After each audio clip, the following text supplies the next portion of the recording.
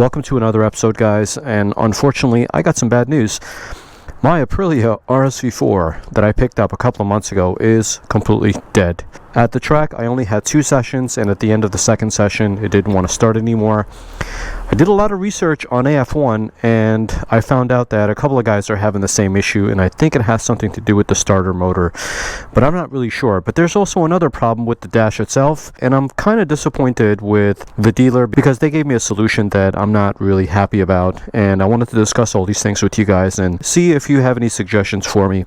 But anyway, let me demonstrate for you what's going on here. So as you can see here, the dash does turn on. The bike is in neutral, but when you try to start it, nothing happens. You get a little clicking sound from the rear, and nothing happens. So that's where we currently are. It's pretty much dead as can be, and I want to talk to you guys about this. So let's hit the road. Now the good news is that I have 2 bikes. The trusty Street Triple RS that has never given me any issues since the day I bought it.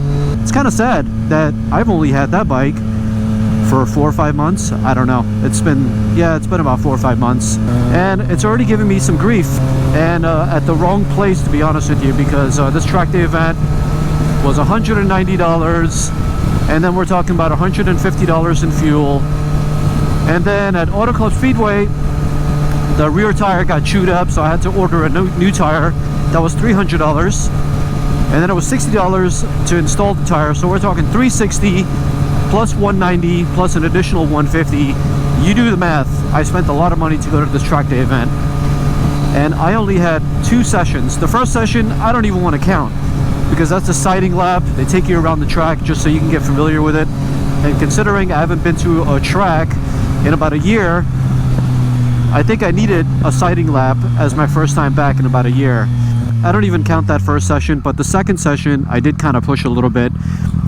Luckily, I do have some video that I'm going to be posting pretty soon. The video kind of, I thought my GoPro crapped out on me, but luckily I managed to save the video. When I got home, I discovered it and I got really happy, or else it would have been like a complete loss. Not having any footage to remember that track day with the RSV4 would have sucked even more than just the bike breaking down on its own.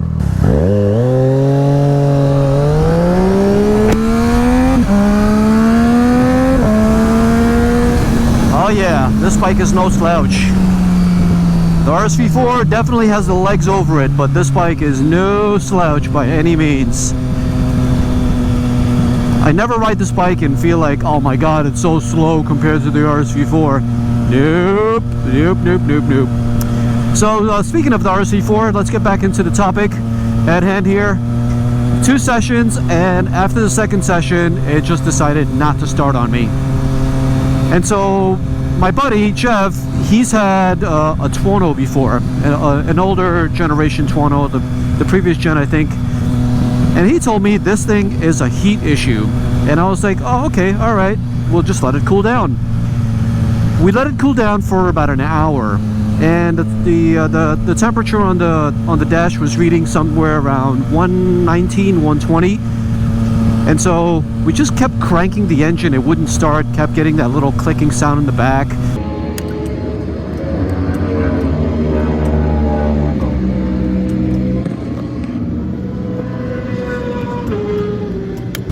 And then lo and behold, after going up and down the gears multiple times, the bike starts up. And we're all cheering and clapping, and it's like the birth of a child. Seriously, it was an awesome moment because we were all pretty pissed off that this bike didn't want to start. Everybody felt bad for me. And it was like, what the fuck is going on here, man? This bike is not starting. It's a brand new bike, and I was pissed about it. Because I was really having a great time on my second session, and I just wanted to continue. I felt more comfortable as time went on, and it was just disappointing when it stopped working. So when we finally got it working, we were really happy, but then there was an issue. I didn't have any gas, and my friend Jeff was like, so what, it doesn't matter, your bike is running, don't stop it. If it runs out of gas, or you see the light, just come back, and then fill up some gas, but at least you went out there. And like an idiot, I didn't listen to Jeff. Sorry, Jeff, I should have listened to you. My dudes, if you got friends with you and they're giving you some advice, listen to their advice, okay? I made the wrong mistake. I should have just went out there, but I didn't, like an idiot. So anyway, we turned the bike off. Jeff helped me put some gas inside the fuel tank, and then we tried to start it, and it did not want to start. Initially, we thought that after we turned the bike on, we left it on for a good 5 minutes for it to run, and we might have let it idle too long and it was getting too hot or whatever, so we thought that was the issue, but turns out that wasn't the issue at all. Seems like the issue is more complicated than a heat cycle issue, or whatever it may be for Aprilias.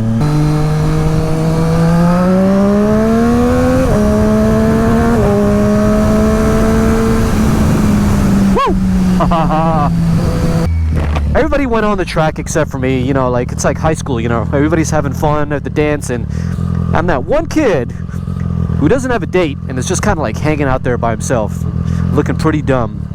And I was that one kid, and it felt pretty horrible and rubbish. Anyway, gave it another hour, and I'm like twiddling my thumbs, trying to look at everybody else and pretend nothing is bothering me and nothing's on my mind. And I tried again and again and again and again, and I kept getting that stupid clicking sound in the rear. And I forgot to tell you guys, we tried to diagnose this. The guys over there, they were pretty skilled. They knew what they were doing. A lot of SoCal Supermoto guys. My buddy Jeff works at SoCal Supermoto, and some of the other guys that were there, they were pretty skilled. They worked at SoCal Supermoto as well.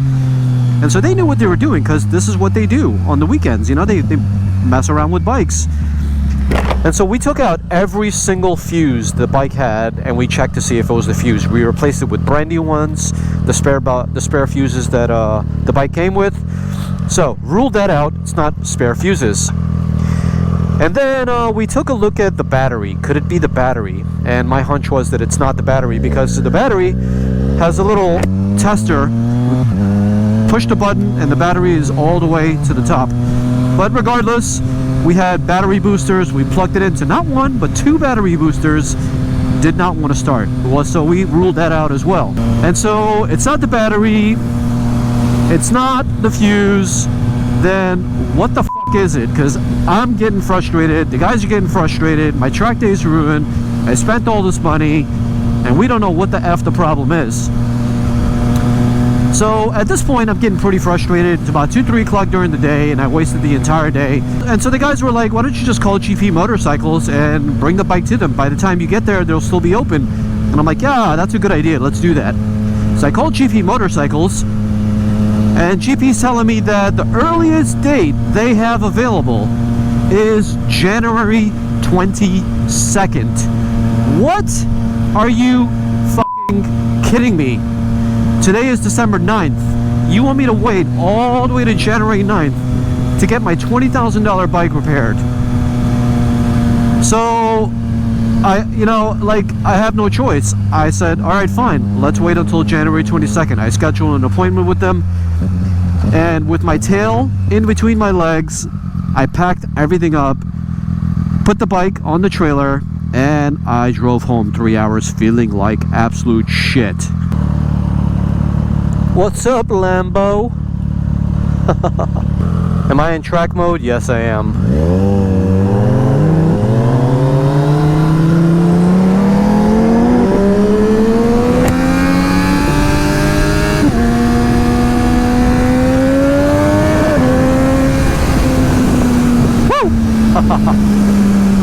Sorry, Lambro. I'm sure you've watched a lot of these motorcycle videos along with your car. You know this is a losing proposition, so don't even try. He came to the middle lane where I am, right behind me, so I don't think he wants to play.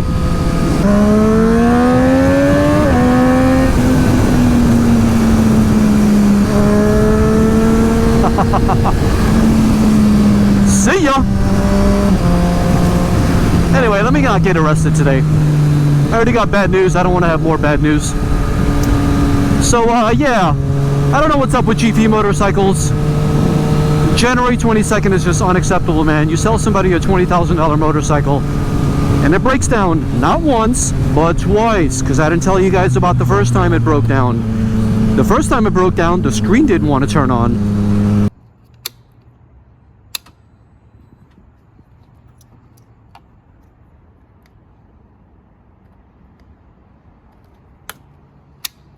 So I looked online on AF1, because AF1 is awesome, and it turns out that fuse number 5 controls the screen as well as the OBD.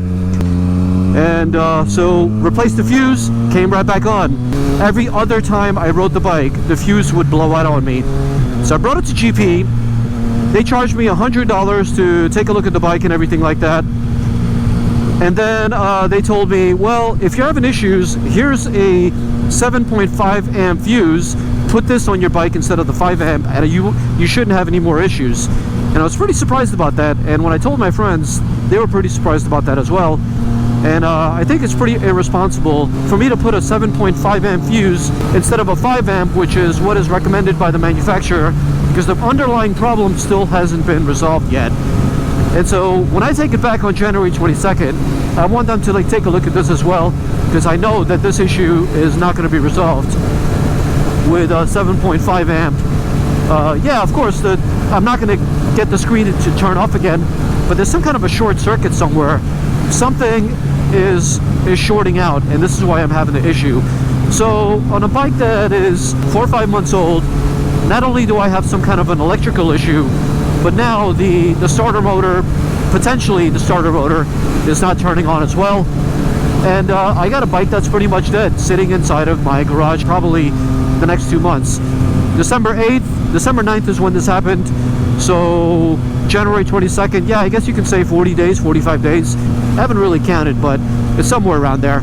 It's still a long time to wait. And then who knows how long that's going to take between the time that I bring it in for them, if they need parts and labor and blah, blah, blah. Maybe it's another month, maybe it's 2 weeks. Hopefully it's the next day, but I doubt it, because it's an Italian bike. And you know, pasta sauce and sausage from Italy takes a long time to be delivered. I gotta have a little sense of humor about all this stuff, guys, because it's not fun.